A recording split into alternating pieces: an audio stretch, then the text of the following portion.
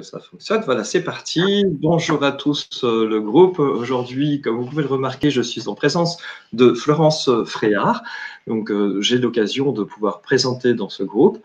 Je vais évidemment la laisser nous raconter qui elle est, nous raconter quel est son parcours, comment elle a évolué vers la profession qui est la sienne aujourd'hui et quelle est aussi la mission, comment elle regarde son avenir, comment elle nous propose de nous accompagner, de nous apporter des connaissances qui sont sa transmission à elle. Donc, Florence Fréard, merci d'être avec moi aujourd'hui, d'être avec nous tous. Et je te donne la parole pour que déjà tu te présentes, de dire qui tu es, où tu vas et ce que tu nous proposes. Et avec plaisir. Bonjour Yves et puis bonjour à tous aussi. Je suis ravie d'être avec vous aujourd'hui et merci de m'avoir proposé justement cette opportunité de parler à tous. Donc moi je m'appelle Florence Fréard, j'ai 49 ans, je vis en Bretagne aujourd'hui.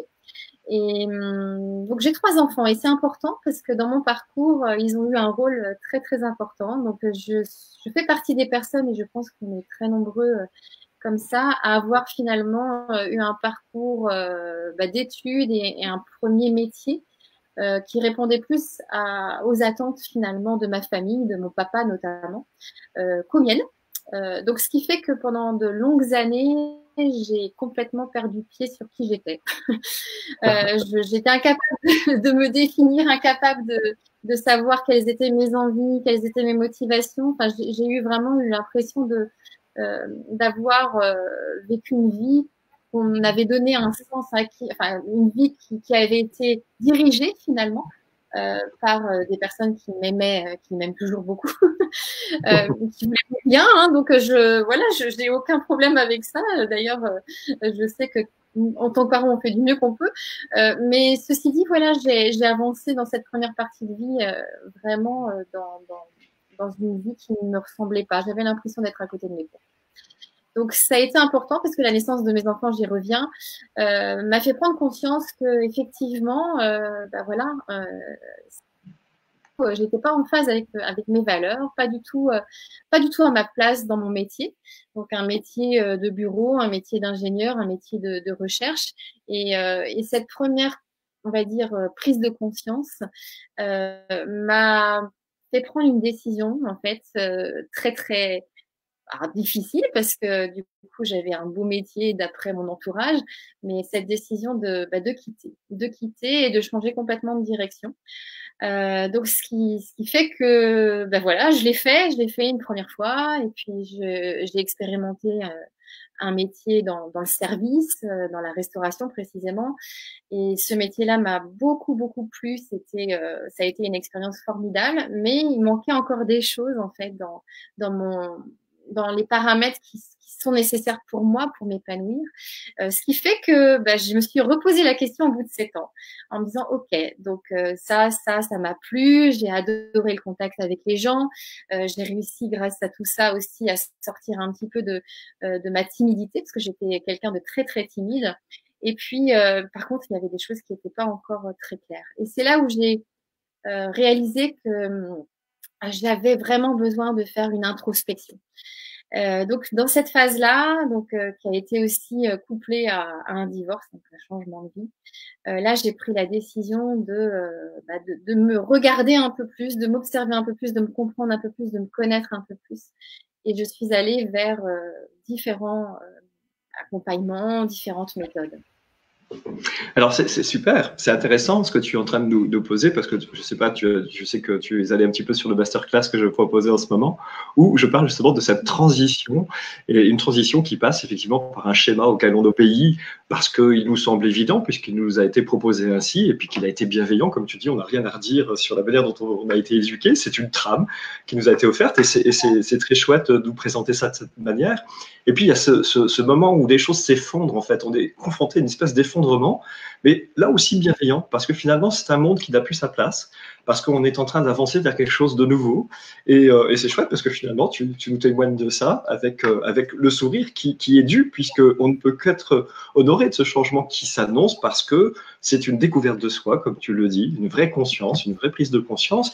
Et d'ailleurs, je sais que ton sujet justement, c'est précisément celui-ci, c'est d'éveiller les consciences. Alors, on en arrive là, on en arrive à ce point précis où tout d'un coup tu découvres des choses nouvelles. Alors, puisque c'est d'éveiller les consciences, Ouais. il y a deux mots dans ce terme. Alors, qu'est-ce que ça veut dire pour toi l'éveil? Qu'est-ce que ça veut dire conscience pour toi? Et toujours en rapport avec toi dans cette évolution. Est-ce qu'il y a moyen de nous dire quelque chose à ce sujet? Bien sûr. Oui, alors c'est vrai que ça a commencé par mon éveil de conscience à moi. Ça démarre souvent de là.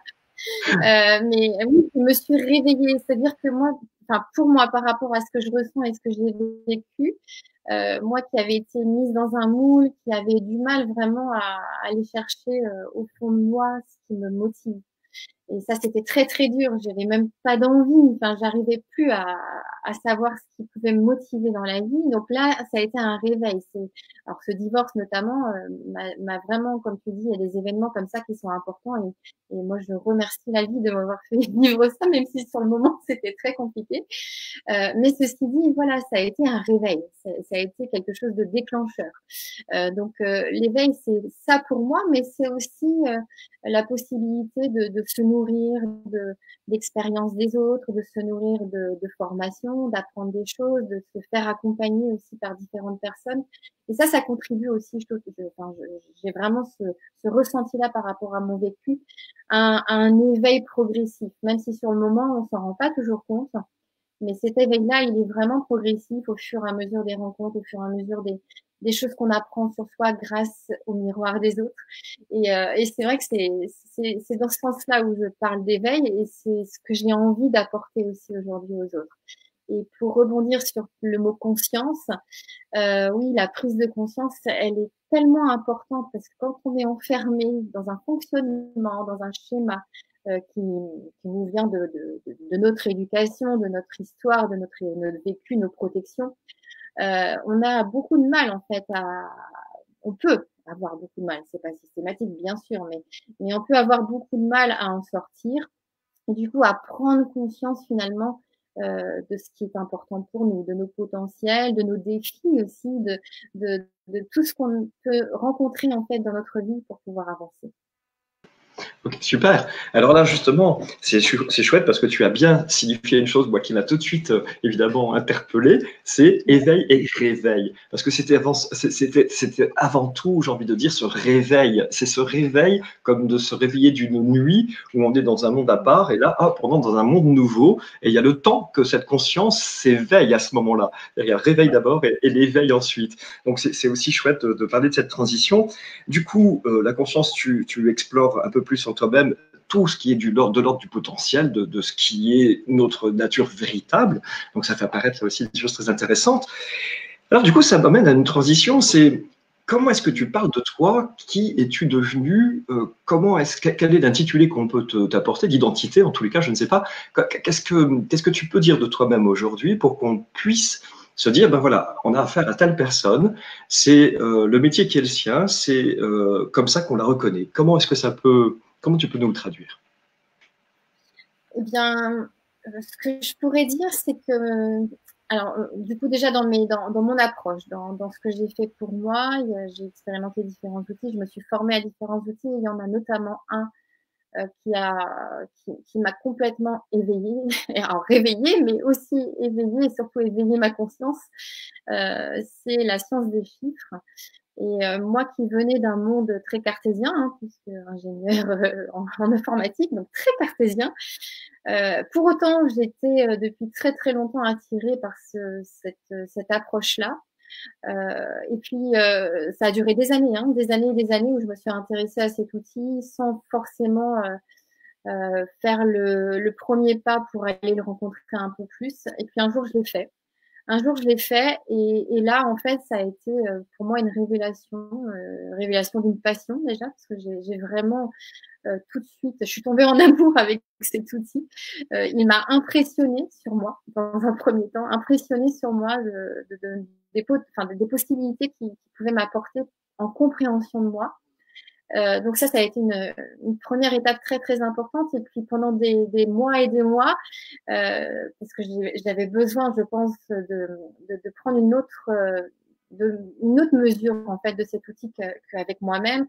Je l'ai expérimenté donc gratuitement sur un nombre de personnes très important.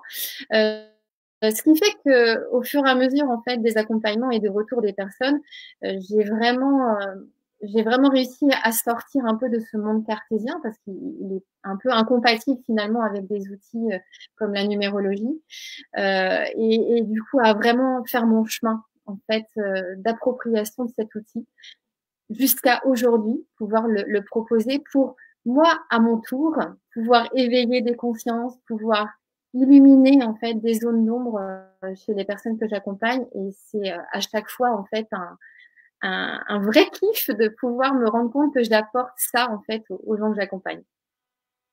Et alors, du coup, alors déjà, moi, je vais te faire une toute petite synthèse quand même, parce que évidemment, je prends des notes quand je t'écoute, et il y a des notes comme ça que j'ai trouvées intéressantes, qui correspondent à mon sens à ce que pourrait être la définition du coach. J'entends qu'à un moment donné, ce réveil te pousse à l'expérience, à la formation et à l'accompagnement que tu as besoin pour pouvoir aller vers cette évolution. On est complètement, finalement, dans la démarche du coaching.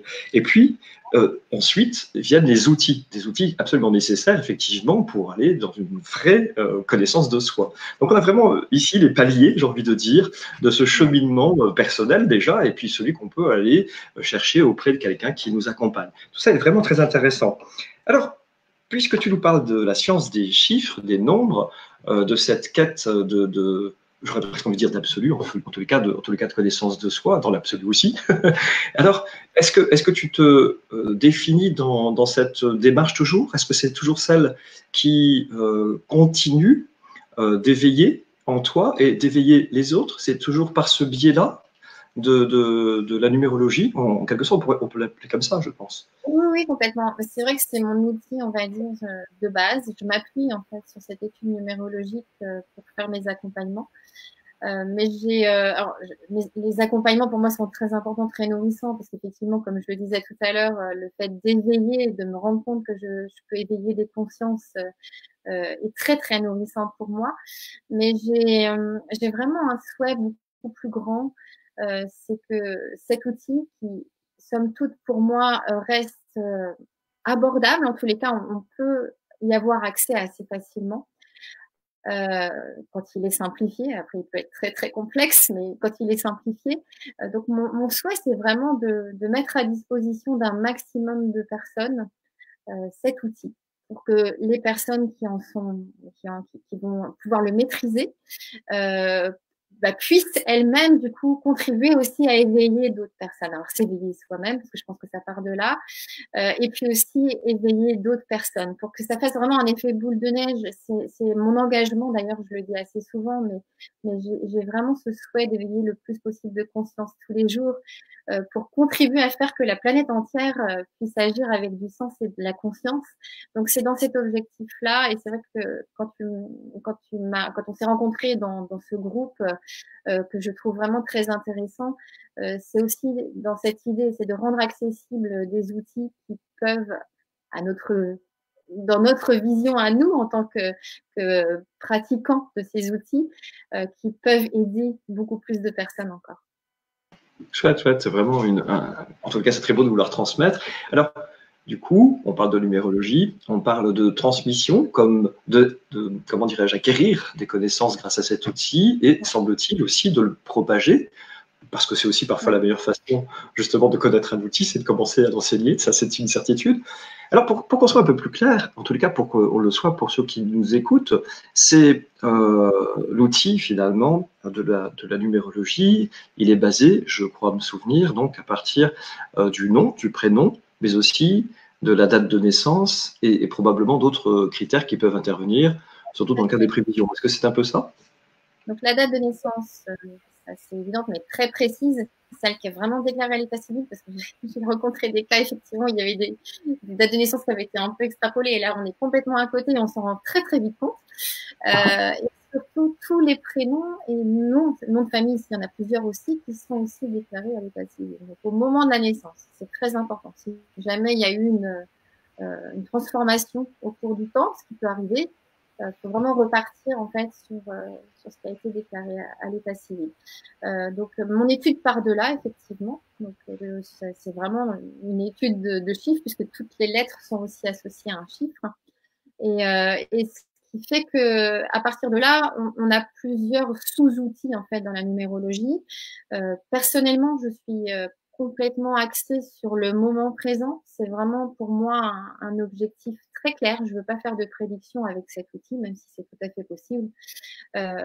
Donc c'est un vrai souhait de ma part d'être dans le moment présent, de partir de là où on est aujourd'hui, de revenir éventuellement un peu sur le passé quand ça peut servir. Mais c'est plutôt voilà où on en est aujourd'hui et qu'est-ce qui est à notre disposition pour pouvoir être bien dans